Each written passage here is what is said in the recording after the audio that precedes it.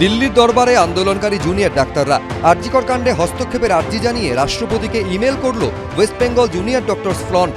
এর পাশাপাশি ইমেল করা হয়েছে উপরাষ্ট্রপতি, প্রধানমন্ত্রী এবং কেন্দ্রীয় স্বাস্থ্যমন্ত্রীকেও।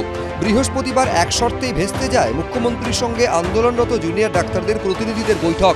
জুনিয়র ডাক্তারদের লাইভ স্ট্রিমিংয়ের শর্তে রাজ্য সরকার রাজি না হওয়ায় নবান্নের নিচ থেকে ফিরে আসেন আন্দোলনকারীরা। নবান্ন সভাঘরে দীর্ঘক্ষণ বসে থাকেন মমতা বন্দ্যোপাধ্যায়। আর নবান্নে যাওয়ার আগেই বৃহস্পতিবার সকালেই রাষ্ট্রপতির হস্তক্ষেপ চেয়ে ইমেল করে West Bengal junior doctors front.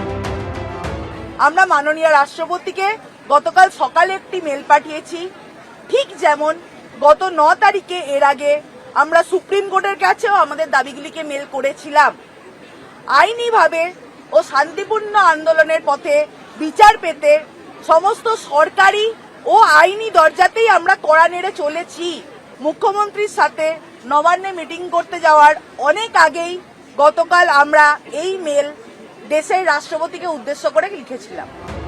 9 August RG Kar হাসপাতালের এমার্জেন্সির 4র্থ তলার সেমিনার হল থেকে চিকিৎসকের মৃতদেহ উদ্ধার থেকে 14 আগস্ট মহিলাদের রাত দখলের রাতে আরজিকর মেডিকেল কলেজে হামলা। এর আগে 2019 সালে এনআরএস হাসপাতালে রোগী মৃত্যুর ঘটনায় চিকিৎসায় গাফিলতির অভিযোগে জুনিয়র ডাক্তার পরিবহ মুখোপাধ্যায়ের আক্রান্ত হওয়ার ঘটনা তুলে ধরা হয়েছে ওয়েস্ট বেঙ্গল জুনিয়র ডক্টরস ফ্রন্টের ইমেলে। ঘটনা ঘটার পর তারা পুরো বিষয়টা জানাতে সবাইকে জানিয়েছিলেন, যোগাযোগ করেছিলেন এবং সেই জায়গা থেকে রাষ্ট্রপতিকেও ইমেল করেছিলেন তারা, উপরাষ্ট্রপতিকে, প্রধানমন্ত্রীকে, সকলকে। এবং রাষ্ট্রপতিকে ইমেলের পাশাপাশি যেটা বিষয় হচ্ছে যে তারা এই মুহূর্তে যেটা চাইছেন যে রাষ্ট্রপতির তরফ থেকে এই বিষয়ে কোনো ইমেল বা জবাব বা প্রতিক্রিয়া এবং সেই বিষয়টা করা যায় কিনা সেই নিয়েই তারা একটা পথ খুঁজছেন। এটা তো পশ্চিমবঙ্গ সরকারের পক্ষ থেকে যেরকম অনমনীয় মনোভাব দেখানো হলো, এটাই তো ভেস্তে যাওয়ার কারণ। আমরা তো মিট করতে চেয়েছিলাম, মিট করার জন্য গিয়েও ছিলাম।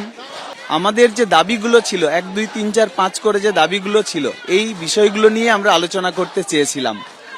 কিন্তু আমরা দেখতে পেলাম যে আসলে উনি এই দাবিগুলোর সঙ্গে আলোচনা করতে ভয় পাচ্ছেন। আজকে যারা রাষ্ট্রপতি মহোদয়কে চিঠি দিয়েছেন তার মানে তো তারা সুপ্রিম কোর্টের ওপরেও ভরসা রাখলেন না। দেশের সর্বোচ্চ আদালত শুনছে, সামনে আবার একটা শুনানি, তার আগে যদি রাষ্ট্রপতি, প্রধানমন্ত্রী, সুপ্রিম কোর্ট বলছে আগামীকাল 5টার মধ্যে ফেরো, আপনারা ফিরলেন না।